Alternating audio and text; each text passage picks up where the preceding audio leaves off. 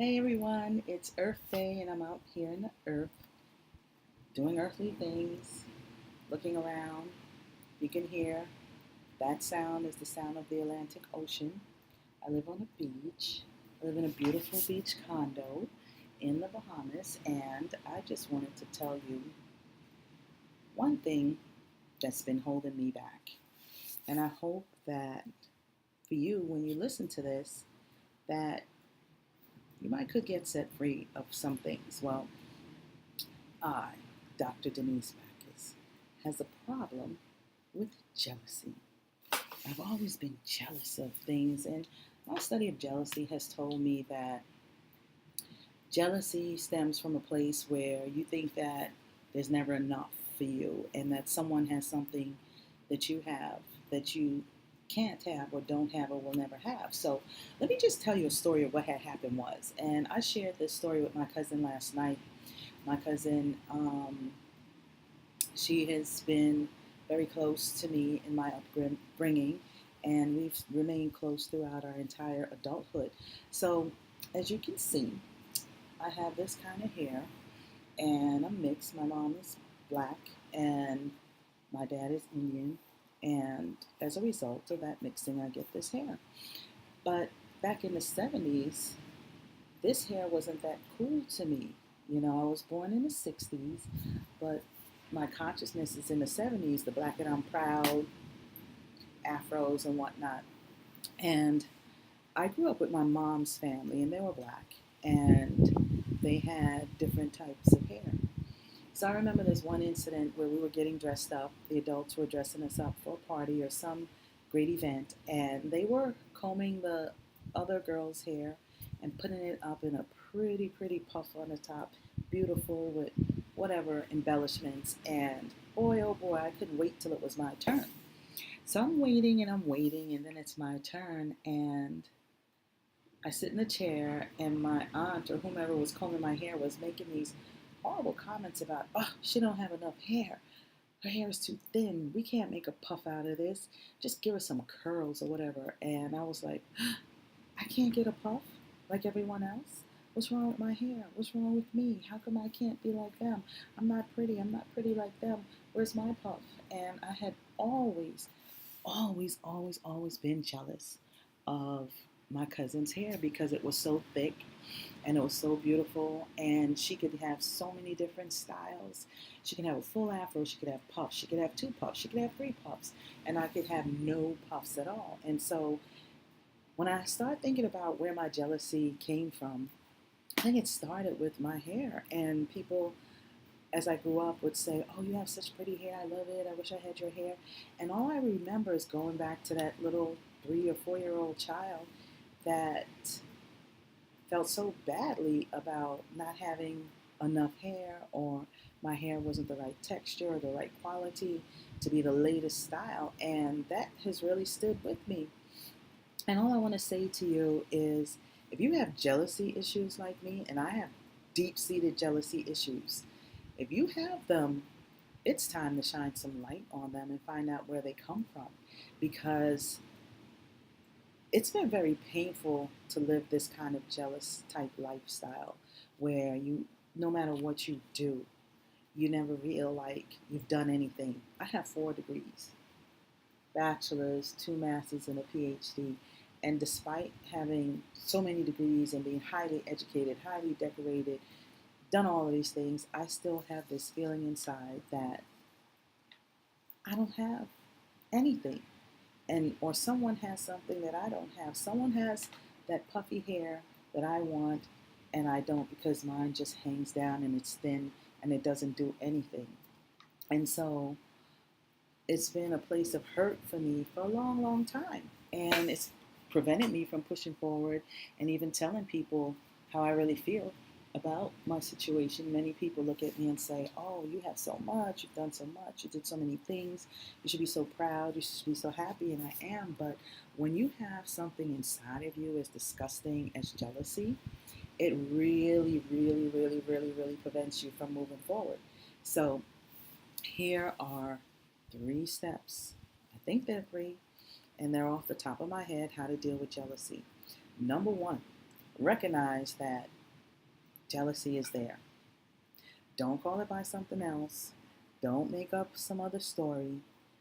Go back on your time track as far back as you can and try to remember the first time this thing popped up in your consciousness. And then what did you do with it? Because things are always going to happen to you in life. They're always going to happen. But you have to really be conscious of the story that you attach to it. That hair story was just a hair. My aunts were getting us ready. They just wanted us ready. But the words that came out of their mouths and the feelings that I attached to those put me in a place of great pain and hurt because I didn't have puffy hair like everyone else. And I wanted puffy hair, and I couldn't see the beauty of my own hair because I wanted what someone else wanted. And when you have that going on in your life, trust me, you're not going to be successful. You might attain things, but the level of internal happiness is not going to be there because you have, or I have, had a little blemish there, a little thing that keeps growing and growing, and it's not even real. I don't even think my aunts even remember that story. I don't even think anyone else remembers that story the way I remembered it because I attached emotion to it. And the emotion that I attached to it was fear and a little anger and a little jealousy. And so if you want to rise to the top, if you want to get up there, you got to shine light on that jealousy. Where did it come from? Number 2, you have to laugh at it. That is so funny. Why would I be so jealous of Afro Puffs? That is just like the funniest thing on earth. You have to laugh at yourself. What on earth? Afro Puffs? Afro Puffs. Come on. Afro Puffs. I can get Afro Puffs now. It's easy, but just laugh at yourself. It is so stupid. Why would I put so much emotion and energy in motion and so much attention to Afro Puffs? Afro Puffs? Come on. Afro Puffs? Why? Why? So that's number 2. Number 1 is shine light on it. Number 2 is laugh at it. And number 3, for me, is to tell you about it.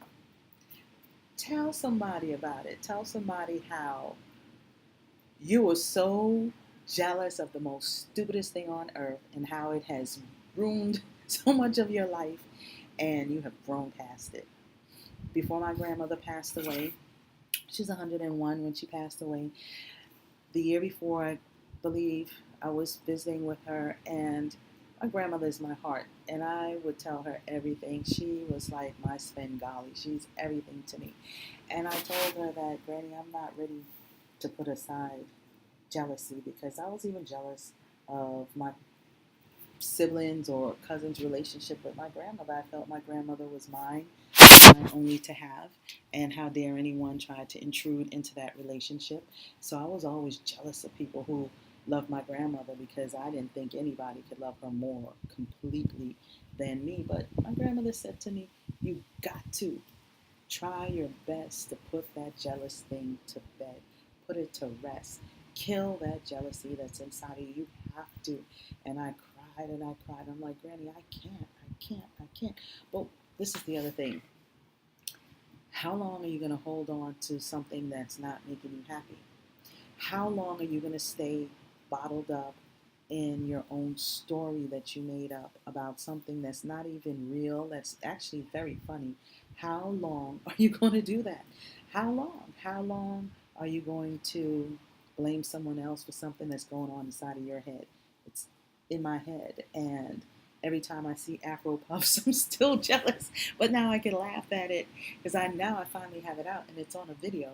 I'm going to upload it to YouTube, and I'm going to let you all be the judge of it. Should I just be happy with what I have, or strive? Ego, like striving to get something that I can't even have. It's not even meant for me, not even for me. My blessings are mine, your blessings are yours. And when you come to that point, as my age, it took a long time, but stand by the jealousy in your life. It doesn't serve you. It's not serving me, and it's not pushing me to my next level. I basically am here to help you work through the things that I've already worked through. And I can actually laugh at myself. And I keep saying actually, but I can actually laugh at myself because I put myself through so much because I couldn't have puffy hair on the top of my head. Let me see if I can do it now. Can I get that puff up here and make it look beautiful? It didn't work then. It's not working now. So here I am, no makeup, no nothing on Earth Day to celebrate the Mother Earth and you for becoming the better you, for taking a step to be a better you, and for loving you enough to say, I can't live like this anymore. So I can join a little Guyanese and say, love yourself first. Don't worry about anybody else. Love yourself first. And whatever God gave you is for you. That is your blessing. And I don't care how fuzzy your hair is, how wild it is, uncombed, untamed. Love it because it's yours. Appreciate it. This is Dr. B on the beach. I will be back with another video. And maybe I'll comb my hair this time. Whether I have Afro puffs or not, I'm going to be back. I love you. Be good.